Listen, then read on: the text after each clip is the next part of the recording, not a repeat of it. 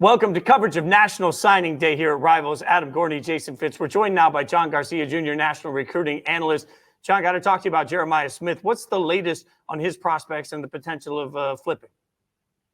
Yeah, this is one that we've been tracking for a very long time, committed to Ohio State for well over a year at this point, but every school in his home state of Florida absolutely doing and trying anything they can to get inroads here. Now, I think at one point we felt like Florida State was maybe the most likely contender if he were to bail on the Buckeyes.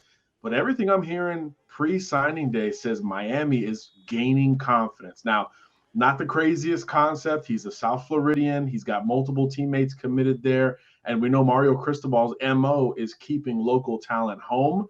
But obviously, Jeremiah Smith is the white whale of this class, the number one player in the country, the one that would shift perception by himself. So if Miami can pull this thing off, it would be quite the swipe of Ohio State's top prospects. So we'll see. I still think, again, following the kid, everything he has said makes me think he'll stick with Ohio State if it's about what he wants. And I know that's a big topic of conversation, but obviously other circumstances are at play, and the human element, I think, is not to be underestimated at this 11th hour. There's a lot of pressure on his decision, and I think the hometown program is making up the most ground at the 11th hour. John, two other five-stars in the Southeast to watch and their teammates. Dylan Raiola already flipped at Buford, and now the other two Buford five-stars could flip as well. What are you hearing on KJ Bolden late, committed to Florida State, but Auburn making a serious push? And then Eddrick Houston takes a late visit to Alabama, and it looks like the Crimson Tide could have a big day Wednesday. What are you hearing on both heading into tomorrow?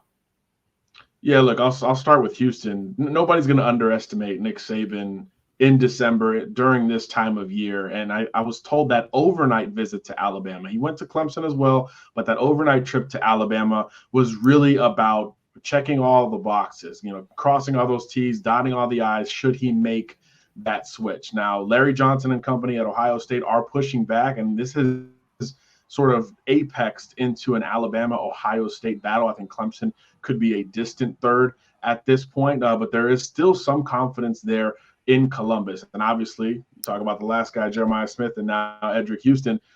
It's final alert there in Columbus. You can't lose both five stars on National Signing Day. And I think if they're going to hold on to one of them, I think Houston feels a little bit better in the last 24 hours compared to Smith, which could be giving up a little bit of ground. And I think with KJ Bolden, Florida State, this is something that is going to be what the kid says versus what he does, right? He's saying all the right things about Florida State. He spent time in Tallahassee last weekend and said, hey, look, I'm planning on signing with Florida State like I've always been planning on. But behind the scenes, as you said, both Auburn and Georgia have remained in contact. We got word this morning that there's still contact going between all three schools, but I do feel like Auburn is the top threat if he's going to look away from Florida State. But again, it could be a coin flip. I think Florida State's got some credence to potentially hold on here with KJ Bolden as well. So no lack of drama, especially with national powers involved. So it should be pretty fun tomorrow.